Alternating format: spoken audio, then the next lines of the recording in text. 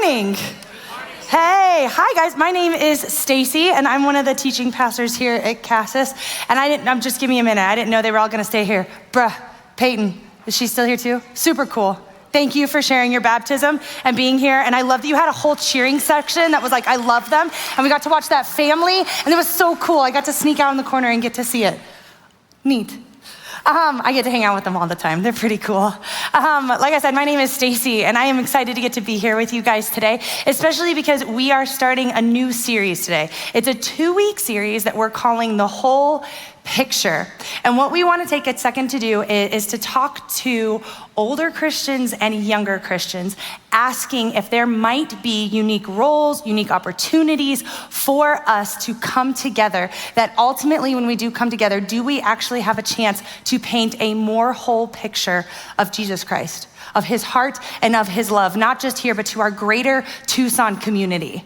And what I've realized is that I'm pretty lucky where I've actually had a lot of what I'm going to call multi-generational relationships in my life. A lot of relationships with people who are much older than me, but also much younger. And I remember one of my first, when I graduated from high school, I had a little bit of a tough time with God and church in high school. And so when I graduated, I wanted to find a way to stay connected. And I didn't really know how to do that. I didn't know how to stay connected to church. And so what I decided is I'll find a way to volunteer. And so I chose to become a middle school small group leader right after I graduated high school. And so if you've ever spent time with an 18 to 20-year-old, we're doing our best. I walked in, and I remember walking in as a small group leader, with this weird balance where I think I know absolutely everything, and I don't know yet that I don't. But also, I have all of these questions and these doubts and these insecurities, and I'm sitting down with this first little group of 11-year-olds, and I'm going, they're just gonna give these to me? What do I do with this? I hope I don't mess them up somehow. I still feel like I'm in the midst of figuring all of these things out, and now I lead them. And so I remember when we showed up to middle school to be these young leaders, Seth at the time, he's one of our pastors. He was the pastor over middle school, and he had this older couple who were his right-hand leaders. And he said to them, I want you to focus on mentoring these new young leaders. I want you to focus on making sure that they feel included, but also developed as leaders. And this couple, we were in our early 20s, and they were in their early 40s, because I remember they had a student who was in high school. So that was kind of our age split. And these guys were absolutely awesome. They took it so seriously to show up for us, these young leaders, and to make sure that we knew we had a place in middle school. I remember one of the things they did, if you've ever walked in Target, they have this dollar section when you first walk in, and it's silly stuff. It's crowns and slinkies and erasers or something like that. And so they went through this dollar section, and they got almost this treasure chest of nonsense, and they would show up to leader meetings, and they would intentionally use that to celebrate all of the younger leaders. So if you showed up on your birthday and you turned 20 that day, you got a little crown, and all of the leaders would pause and sing happy birthday to you. And it kind of was silly, but you were also they see me. Or if you went to your first middle school event as a leader, they would give you a slinky. And it was something about receiving a slinky and this recognition of yes, I did show up to paintball for the first time, that you just, as a young leader, you go, they see me and they care if I'm here. And that would happen in all of the trainings. And it was just so much fun.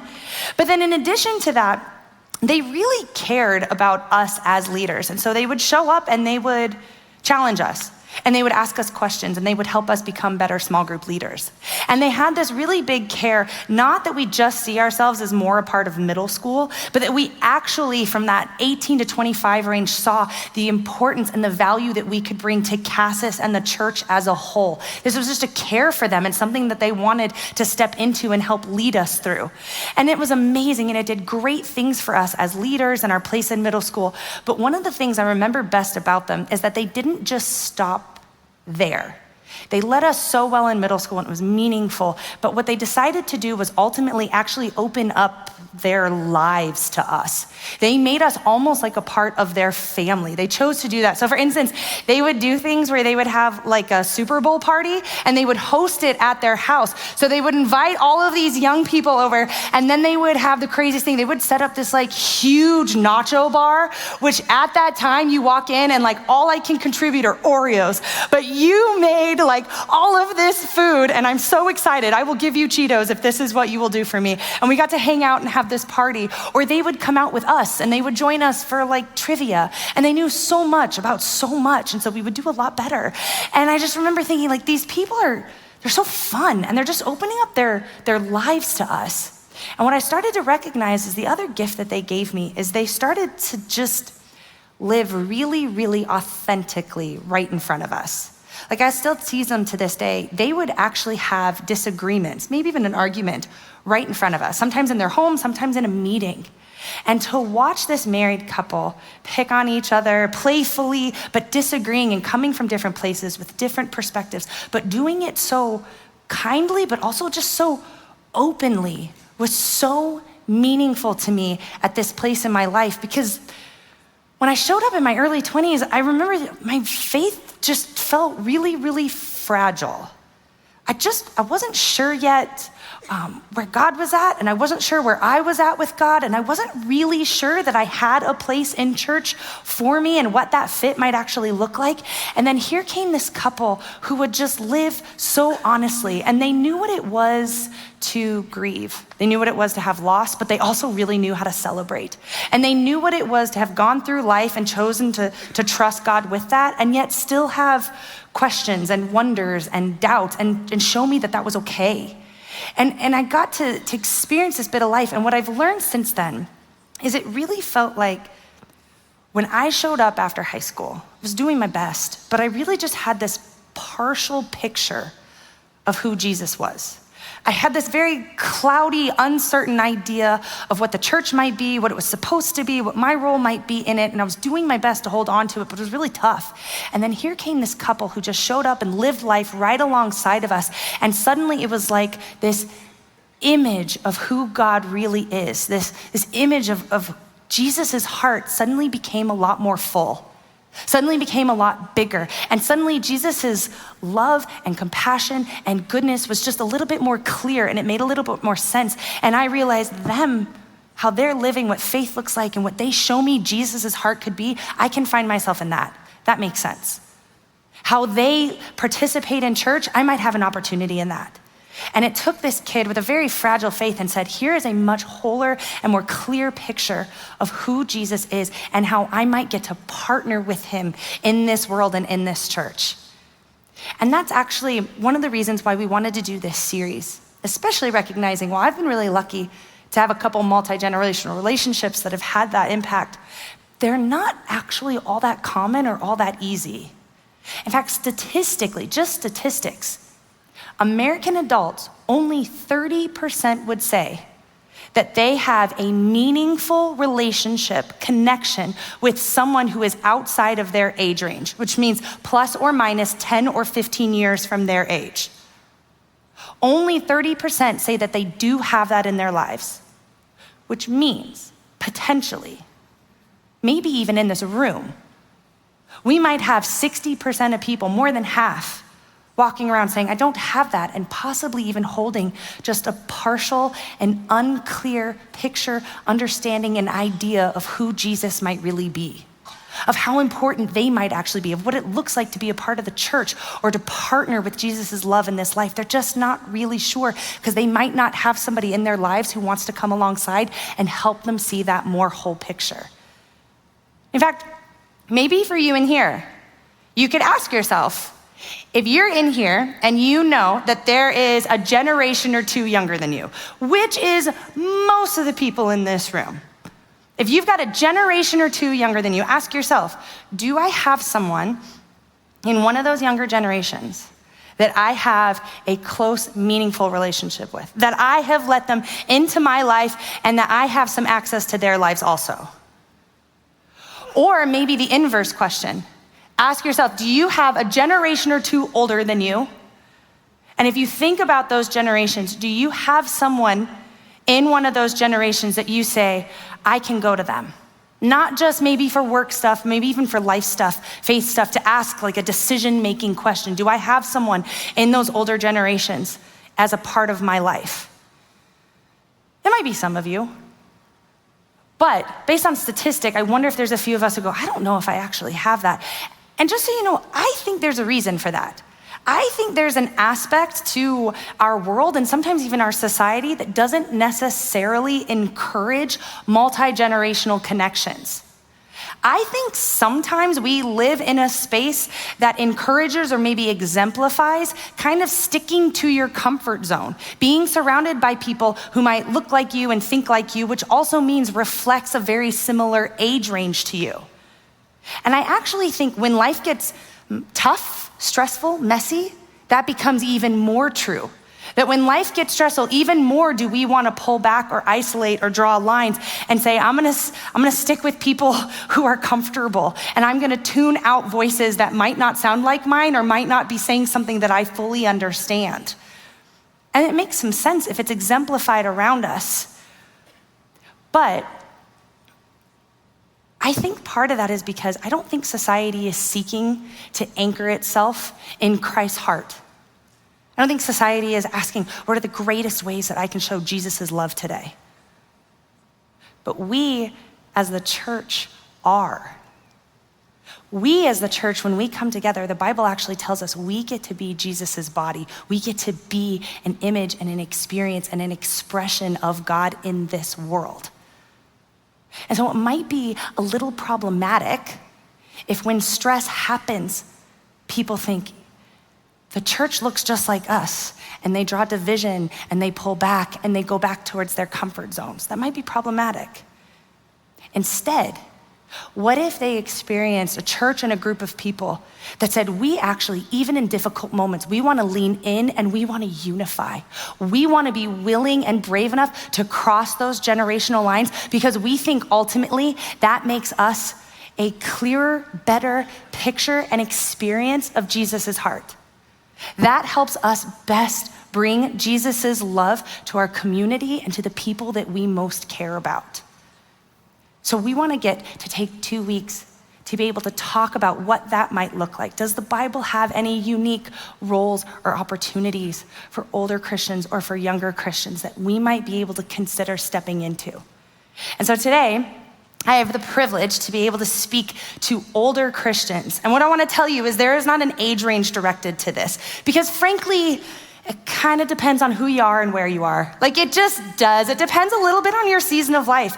For myself, I know I have a couple of older friends. And so when I come to them, I'm definitely coming as a younger Christian because I'm seeking advice or encouragement or something. But I also know I hang out with these high school students. I'm over there with your preteens and your teens all the time. And if I ever make the mistake of letting them know the year that I graduated high school, because it has officially become before they were born. It has officially hit even my seniors. It is before they were born. It has officially happened, and I watch their faces be a little confused and then a little horrified. And so over there, I've already become one of the older Christians. So it just depends on who you're around and who you are and what season you're in. So identify how you want to, but I also think both of these weeks, there'll be something in it for each of us to consider our place and some of the things that we might want in our own lives, as well as for this world and for Tucson and for our community. And so today, to speak to older Christians, we're gonna be in a book of the Bible that's called 1 Peter. So if you are someone who likes to turn to that, we're gonna be in 1 Peter, specifically 1 Peter 5. If not, there's gonna be verses on the screen, so you'll be able to follow along. But before we get to 1 Peter 5, what I would love for us to get to do, because it will help us understand some of his words and his encouragement, is to get a little bit of context about who Peter is actually writing this letter to. And so just very quickly, I want us to get to look at 1 Peter 1:1. It's the first verse in this book of the Bible. Peter writes, he's just introducing himself. He says, Peter, an apostle of Jesus Christ. Peter as a follower of Jesus Christ. To those who are the elect exiles of the dispersion in Pontus, Galatia, Cappadocia, Asia, and Bithynia. Now that's a short sentence, but there's actually a lot that we can get about who his intended audience is there. And just so you know, if you ever find yourself thinking about sitting down and trying to read a part of the Bible, let yourself know a little bit about who the author is and who their audience might be. Because some of that context really helps us with an awareness of the words we're reading. It can help us bring some meaning to words that were written then or were very much for us right now. And so who Peter's writing to are some of the earliest Christians They're no longer a part of Jewish faith, but they are now trying to be these early Christians, these early followers of Jesus, or an early follower of the way. And he's writing to them because this is during a specific time in history known as the diaspora. That's why he lists all those places. Because what has happened at this point in history with the earliest Christians is that many Jewish families have been scattered. That's what diaspora means. They have been scattered from their homes, from their ancestral land, from everything that they knew for generations. They have been removed and forced to go live somewhere else in much of what we might understand as like a modern day Asia type of area. And so when he writes to them, that doesn't just mean that they've moved and they need to figure out the new neighborhood. For Jewish people specifically at this time, being removed from your community was so difficult because the community was everything for you. It was within the community that you even knew how to relate to each other. You would learn your laws and your morality and your ethics, and you would see it reflected back with the community that you lived within. It was within the community that you honestly learned how to relate to God. Who is he? Who am I to him? And what do I do as a result to that?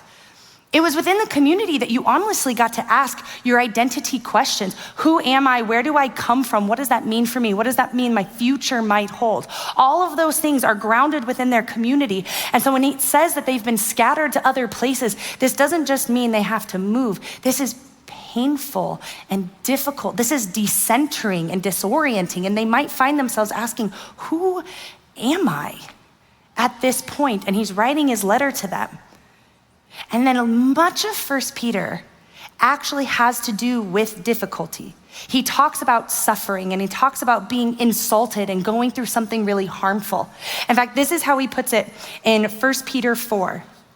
He writes to them, beloved, you people who might feel scattered, you people who are the earliest Christians trying to hold on to this love of Jesus when life is so confusing. My beloved, do not be surprised at the fiery trial when it comes upon you in order to test you, as if it was something strange were happening to you. Instead, rejoice insofar as you share in Christ's sufferings, that you might also rejoice and be glad when his glory is revealed. Now, part of where he comes from when he writes about fiery trial or he writes about suffering or difficulty is that many scholars believe Peter is in Rome while he's writing to these early Christians. And he's probably in Rome during the reign of Emperor Nero. And Romans and Emperor Nero are really well known for extreme persecution against Christians, especially these early Christians in this early church. And there's a reason for that. Roman people looked at Christians, the early Christians, and they didn't make sense to them. They felt like, okay, I figured out these Jewish people. I understand a bit of their faith. I've gotten used to them being around me. And now here comes what they often called a superstition. Here comes this other movement of these Christians, these Christ followers, and I don't know who they are. And so many Roman people, many historians actually referred to early Christians as atheists. Because to Roman citizens, they're like, you don't follow Roman gods and you don't follow Judaism. I'm gonna guess you just don't follow anything. And so they'd classify them that way. But also, there are a couple of histories that record that early Christians were known to be cannibals. And that's because people would hear them saying things about partaking in Jesus's body because of communion or Eucharist. But that wasn't some practice that other people had an understanding of. So they would hear them talk about this and they're going, what's going on over there in that new movement? These Christ followers are eating somebody's body? They just didn't make any sense to them. Or a couple of histories actually record that early Christians were known to be incestuous because they would go around and they would hear people say, I love you, brother. I love you, sister. Or married people would refer to each other as a brother or sister in Christ. And so the Roman citizens are listening to this going, that's really weird, whatever is happening over there. And so they just developed these misunderstandings, and it created where Christians just became these outliers and very much just this other group of people. And so what that meant is that for Nero, they became really easy scapegoat. When things were tough, or maybe Rome was on fire and burned down, these early Christians became a really easy people group to blame because there were so many misunderstandings. Everybody already thought they were weird and other. And so imagine for a minute, you're trying to be one of these early Christians, because you know what happened when Nero turned you into a scapegoat? Is then he could create a public spectacle of torturing you to gain back public opinion. And Nero did that. It was rumored that one of the things Nero would do, he had these really big, pretty gardens. And so what he would do is when people were arrested for being Christians, he would actually hang them up in the gardens. And when night came, he would burn them alive and have people come and do tours of his gardens at night while the Christians would burn there. Or he would feed them to animals during the gladiator games, or other forms of just barbaric torture, and he would make public spectacles of it, because if the Romans believed they're the cause for my pain and my harm, this actually helped him in public opinion when Romans were dissatisfied with his life, if he could get them to turn on the Christians. So imagine for a minute being one of these early Christians in the Roman area. In fact, this might actually be true for a few. Imagine you have discovered the love of Jesus in your life. Maybe there's a real moment of that for you. Imagine what that was like. I think he might be real, and I think he might actually love me, and I think it might actually matter. It's kind of exciting, but it's kind of scary. But you've decided this matters. And so I'm gonna do something in my life where I actually live out this faith. I think it changes me and it changes how I show up to this world.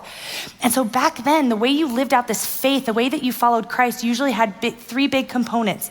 One of the things they would do is that the Christians would come together to be able to care for the widows in town. Because when a woman was widowed, she lost her security and she lost her protection. And so it was common for a widow to actually have to turn to prostitution to be able to take care of herself, to find some security. And then these Christians would show up and go, no, come be a part of us. We'll feed you, we'll take care of you, we'll help provide some security for you. Or the second thing that Christians would do is they would do the exact same thing to be able to care for orphans. Because orphans back then did not have value and they didn't have worth, so they weren't very well taken care of. They could be just left out on the street. And then these Christians would get together and they would show up and they would actually say, no, we're gonna adopt this kiddo and we're gonna feed this kid and we're gonna raise this kid and you can be a part of our community because we believe that you are God's kid and there's value, we wanna take care of you in that. Or the third thing that they would often do is they would try to come together as this early community of people because they're saying we've encountered Jesus and it matters and we want to stay anchored in the person of Jesus and in his heart to keep bringing that into our community. So this is what you're trying to do, if you can imagine. And then there's a fire. And Nero says it's your fault.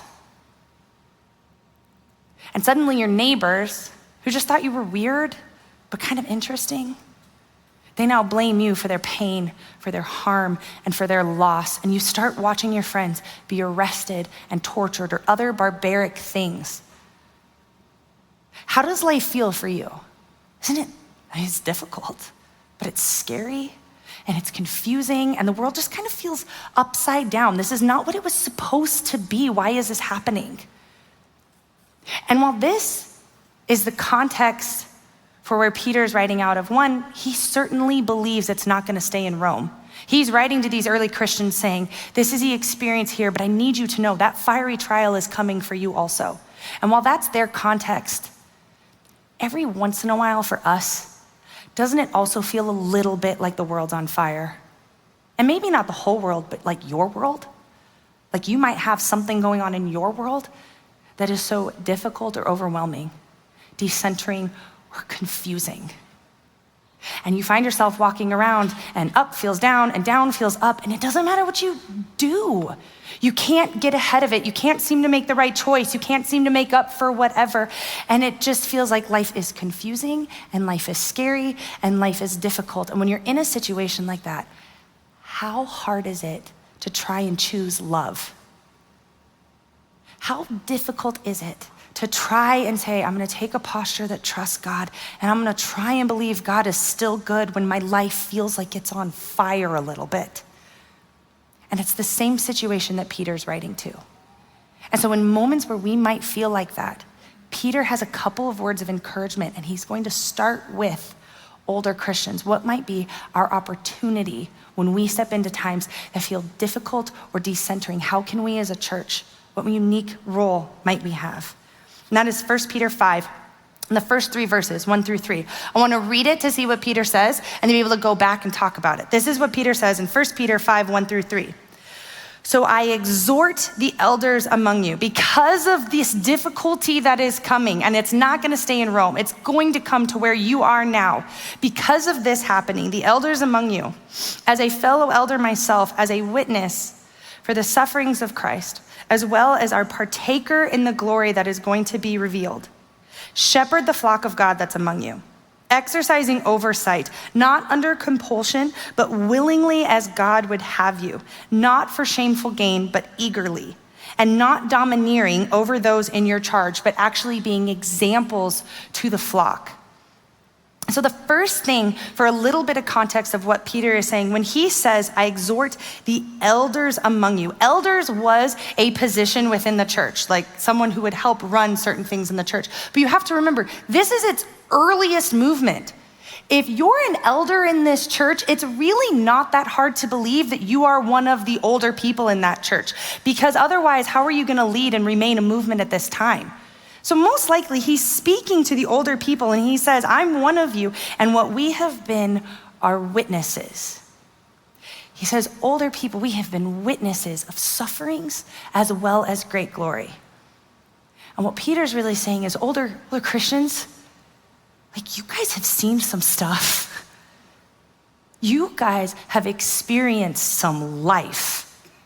You have walked through some incredible lows and losses, but you have also known incredible moments of joy. You have experienced in your own life at a point where the world felt a little bit like it was on fire, except you're still standing here now and you know that we can get through it. And what Peter says is that life, those experiences, the good, the bad, the in-between, is an incredible gift that the rest of the church needs from you. In fact, he says, I think one of the points he makes is that an older generation can become an anchor when the world feels difficult. When the world feels difficult because of your life experiences and what you've been through, it is a gift that can make you feel like an anchor when the rest of us feel so decentered and like we don't know what the next step looks like.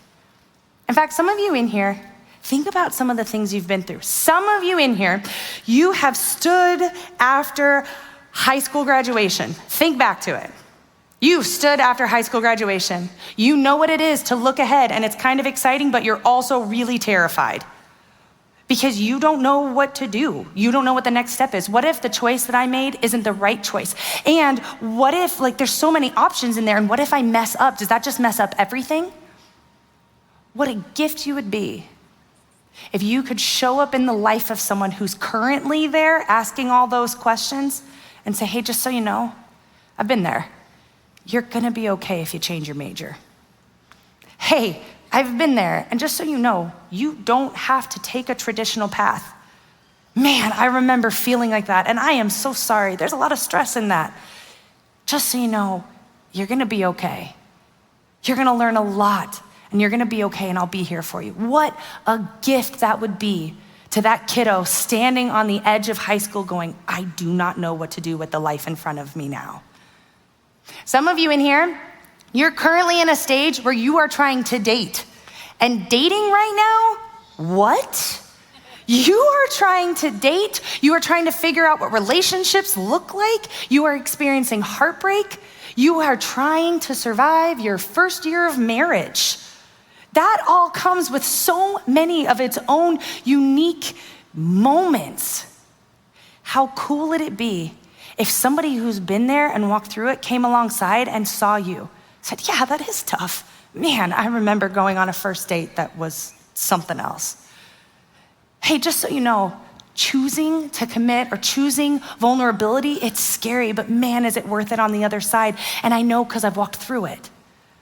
They're not making your moments smaller, but there's something about knowing they walked through it and they're willing to stand with you while you go through your own. The comfort of that, wouldn't that be such a big deal? Myself, I'm doing this parenting thing. Dude, my kid turned 3 yesterday, and it was a Spider-Man birthday, and it was amazing. I love him deeply. Light of my life, that one. But what is this stage, you guys? He is great, and his smile is beautiful, and I love him. And then he started saying this new thing to me the other day where he says, "You're not the boss of me." Bro, you've been speaking words for like a year, and you think I'm not the boss of you? He has opinions about what he will and will not wear. And why is everything wrestling with an elbow? Like there's no warning, and here comes this little body. Ugh. And I love him, but like, how long does 3 last? But some of you in here, you're hanging out with my other favorite people, which are your teenagers at home, and I love them. But if you go home to them, some of you might find yourselves asking, why are they always so angry? Why are they always so angry? Why are they always telling me, "Mom, you're trying to ruin my life. Dad, you are no fun at all"? And what do you do when they start driving? And this little creature who kind of thinks they hate you, but you know they don't really, and they just take off in this giant vehicle, and you're hoping that they come back?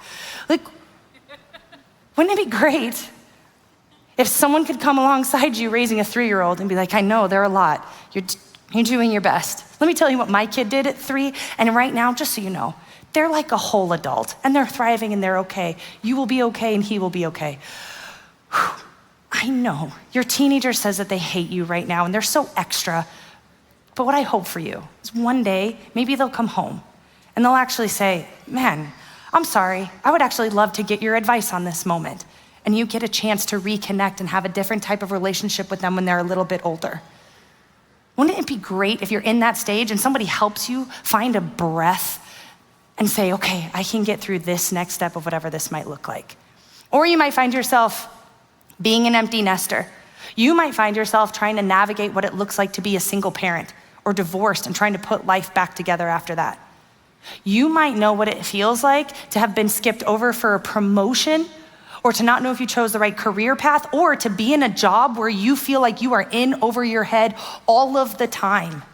You might know what it looks like to walk through political moments and you're kind of like, "Yeah, another one's coming." And for those of us who might be in that stage right now, what a gift it is if you, as an older Christian, take all of that life experiences you've had, the highs and the lows, and you came alongside us and said, "While you're walking through it, I know it's tough. It feels like a storm and it feels wobbly. Let me help anchor you.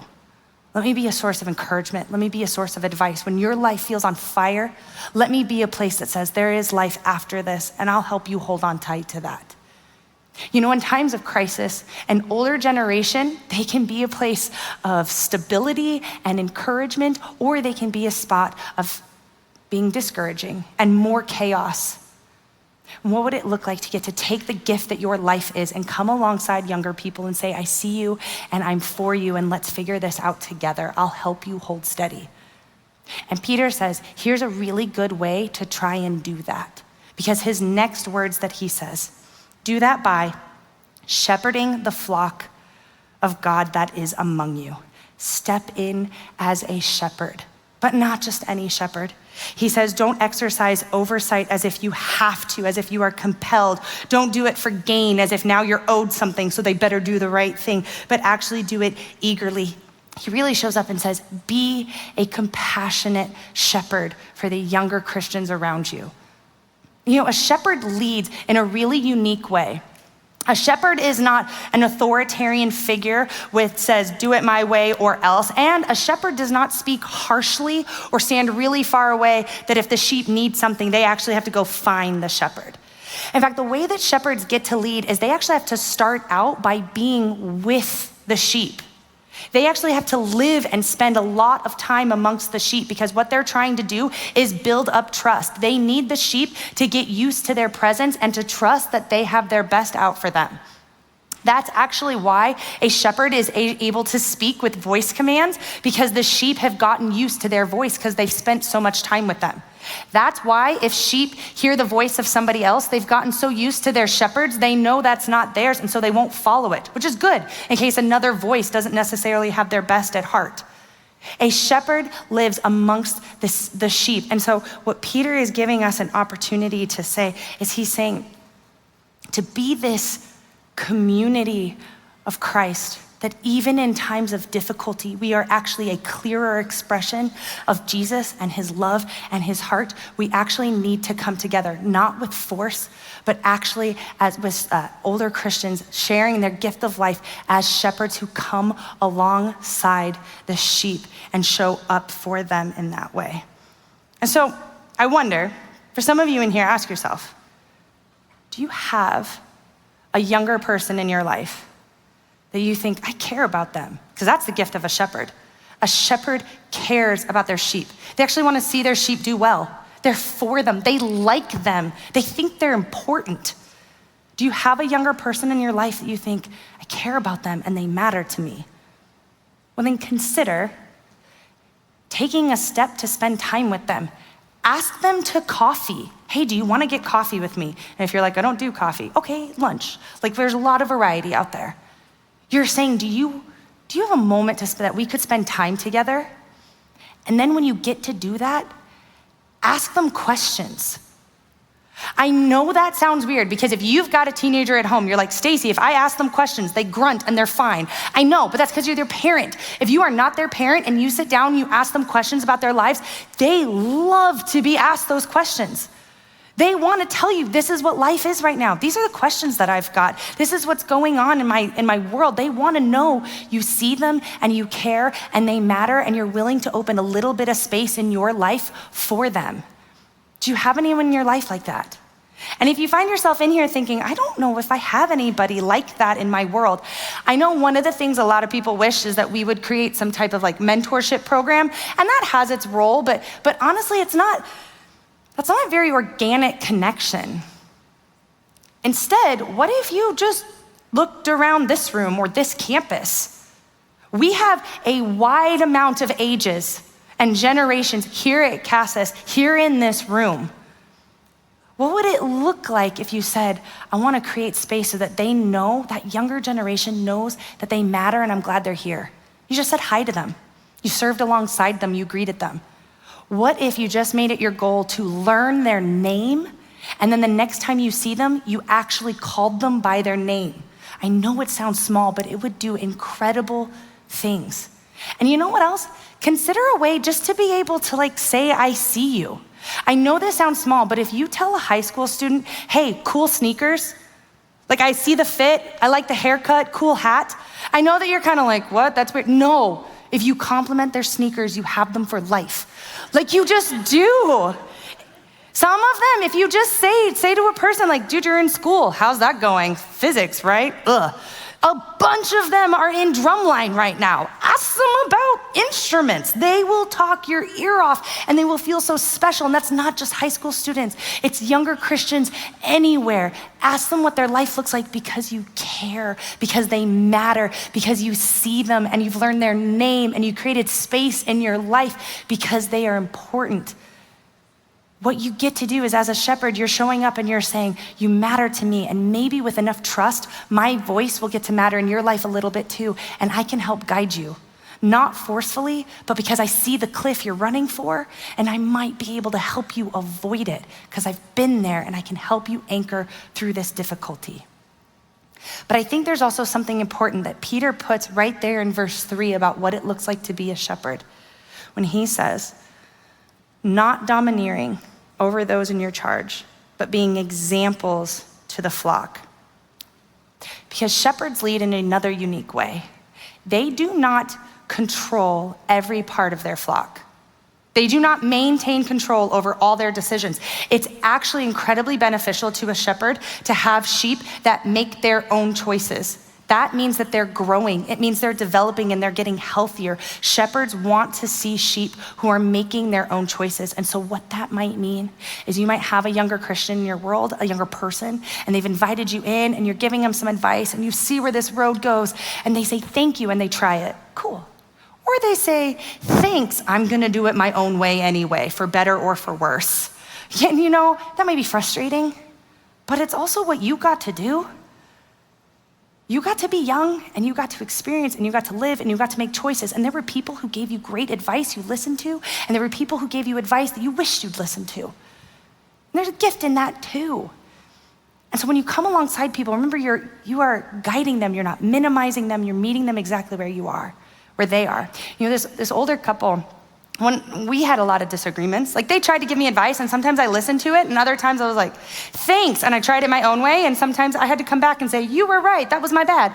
But they were always there for me, and the gift they were is even if I ignored them, they always had space for me. They always had acceptance to say exactly as you are, show up, and we've got space in a relationship right here. And I love that, and it actually meant I trusted them and they got to have a lot of space in my life, and they still do.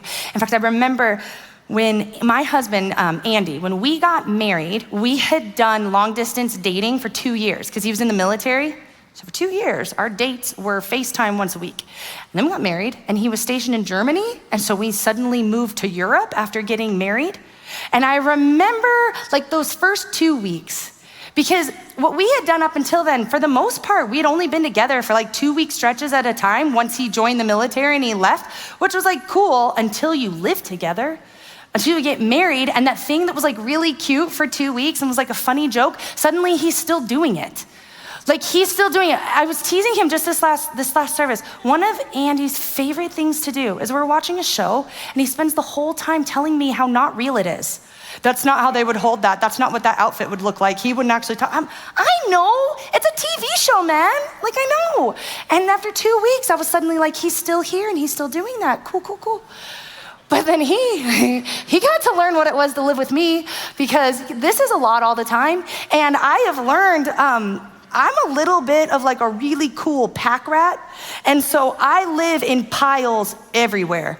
And I don't just mean like my side of the room, because the piles have taken over. I mean like in the kitchen, in the living room, my shoe pile over there. Like I just have to live with that. And Andy got to experience that 2 weeks later. He's like, weird, this is all still here. And I was like, I know, right? You're welcome.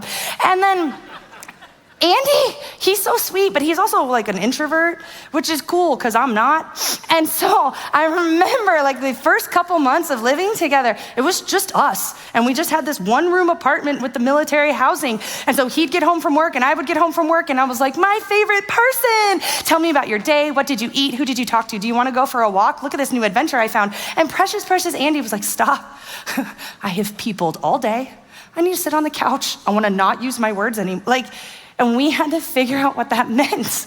And so after 8 months of this, we came home to visit, and that couple asked us out to dinner, and they go, how's life? What is it like to be married? And you know what? I knew them, and I trusted them, and they had a voice in my life, and I knew they were for me, and so I didn't have to say, it's great. I got to say, it's great, and did you know about this? Is this normal? Did you know it's also kind of like really difficult, but kind of awesome to be married and live really far away from everybody? And what do we do about this? And I remember they were just so kind at dinner, and they smiled and they're like, yeah, that's gonna happen. Yeah, that is tough, and I'm sorry you're going through that. Let me share you my story of how we went through that. And they were an introvert extrovert, so they were like, yeah, Stace, you need to give him space. Like there were just things in there. And I remember getting in the car with Andy and he goes, well, you were really honest with them. And I was like, of course, they're my people. But he also said, man, was that encouraging. Stace, we're fine, we're okay. People have been through this too. This is all right.